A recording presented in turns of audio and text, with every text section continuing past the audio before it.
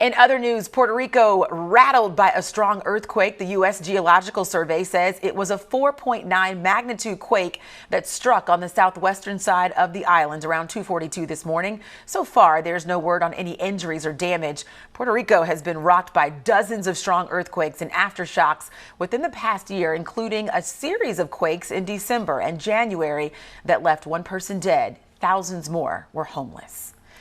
Thousands of protesters taking to the streets of Aurora, Colorado, demanding justice for Elijah McClain. McClain died last August after he was put in a chokehold by a police officer and given ketamine. McClain suffered a heart attack on the way to the hospital and died days later after being taken off life support. 3 officers were put on leave but were reinstated after they were cleared by an investigation by the district attorney. The governor now ordering prosecutors to reopen and re-examine that case. Similar protests breaking out across the country, including one that turned deadly in Louisville, Kentucky. One person was shot and killed at a park where demonstrators gathered to protest the death of Breonna Taylor. The details of last night's shooting still unclear. Other cities like Richmond, Virginia, Jackson, Mississippi also holding protests in support of Black Lives Matter.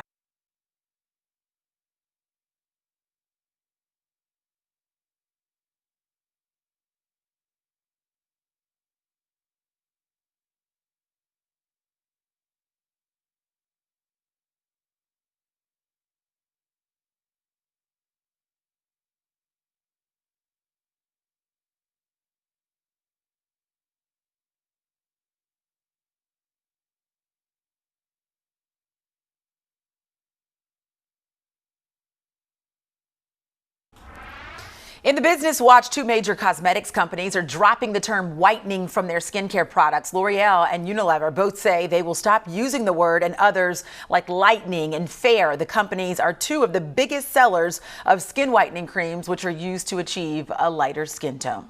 Travel picking back up, and a new report says as many as 36 million Americans will hit the road for the 4th of July. This prediction is from travel data company Arrivalist. That number is only an 11% drop from AAA's travel estimate for last year, when it said 41 million people would drive 50 miles or more for the holiday weekend.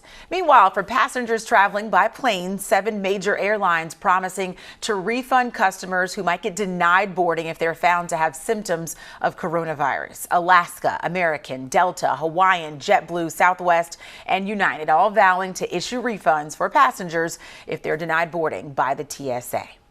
Amazon Prime Video reportedly considering breaking into the live TV market. The streaming service could add live news, music, and sports to its current lineup of movies and TV shows.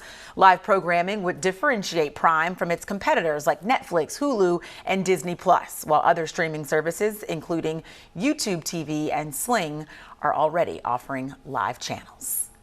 Well, some sad news here. Microsoft closing all of its 83 retail stores. It will reimagine 4 stores into new experience centers. Well, products will be on display, but not for sale. Microsoft says all sales will go online and says all employees will be offered other jobs within the company. That's good news there. Apple launching a new feature for Apple Watches in light of the pandemic. Apple says the next software update will include an alert for users if they do not spend enough time washing their hands. Apple says the watch will sense when the wearer is washing using the microphone and the motion sensors. A 20-second countdown will pop up.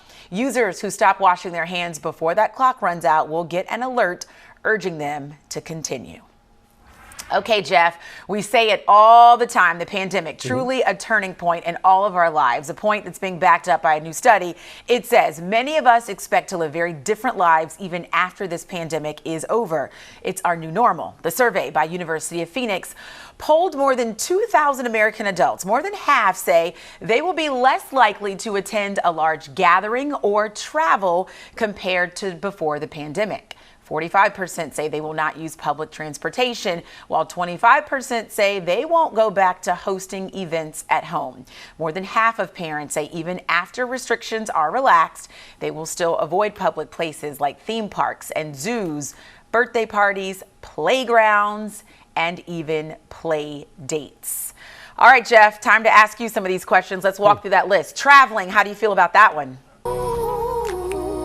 You're listening to one of John Legend's new songs with Jhené Aiko, You Move, I Move. New tunes coming out all the time these days. In Bryn Mawr, Montgomery County, a mom and her two daughters are on a mission to make sure the conversation about race and justice doesn't stop after the marches are over.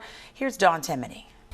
Disneyland in California has postponed reopening while several other theme parks and more are still moving forward. We take a look at where and what new COVID-19 guidelines are in place, as well as ideas for staying closer to home. Here's Fox's Ashley Dvorkin. A Philadelphia woman celebrating her birthday by giving back. She's putting together a really big effort to feed those in need, and the meals being cooked up by a professional chef. Kelly Rule invited to that birthday bash, meeting with the organizer in Mayfair. Hi, Kelly.